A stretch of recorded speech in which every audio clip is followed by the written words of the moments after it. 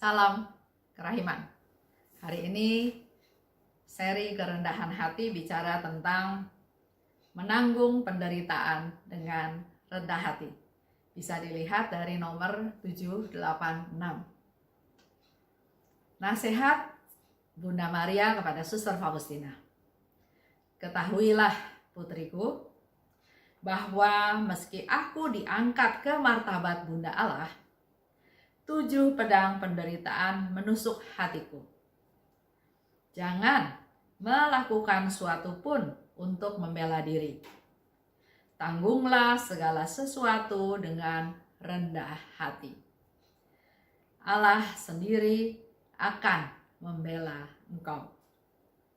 Nasihat yang diterima oleh Suster Faustina dari Bunda Maria. Kejadian persisnya yaitu pada tanggal 30 November 1936, 2 tahunan sebelum Suster Faustina meninggal. Pada waktu itu, Suster Faustina merasa sakit yang nggak biasa menembus jiwanya. Dan dia menerima tugas raksasa dari Tuhan, yaitu membuat kongregasi baru. Dia tahu tugas raksasa itu melampaui kekuatannya. Dia tahu dia nggak sanggup.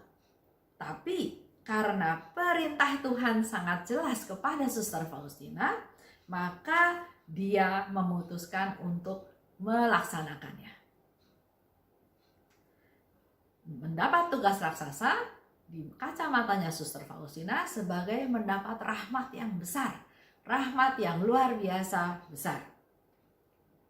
Tapi ternyata rahmat itu menjadi beban dalam tanda kutip ya. Karena apa yang diminta oleh Yesus, apa yang harusnya dia lakukan karena dia ada dalam biara, dia punya superior, dia punya atasan, ternyata atasannya nggak percaya dengan tugas tersebut. Atasannya ragu-ragu.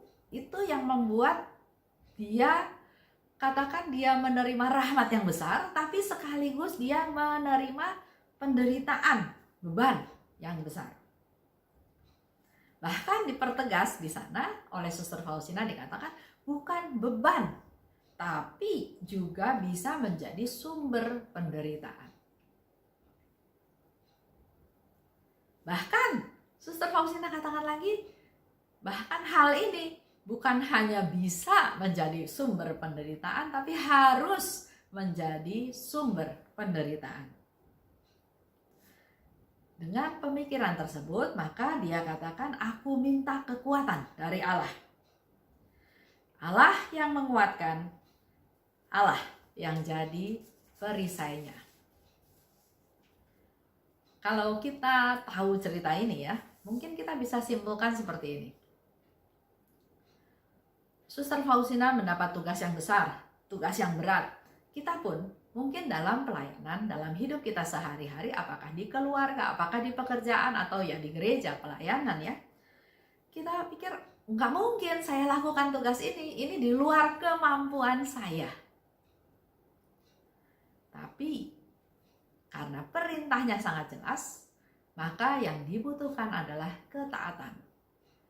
Saya harus melaksanakannya.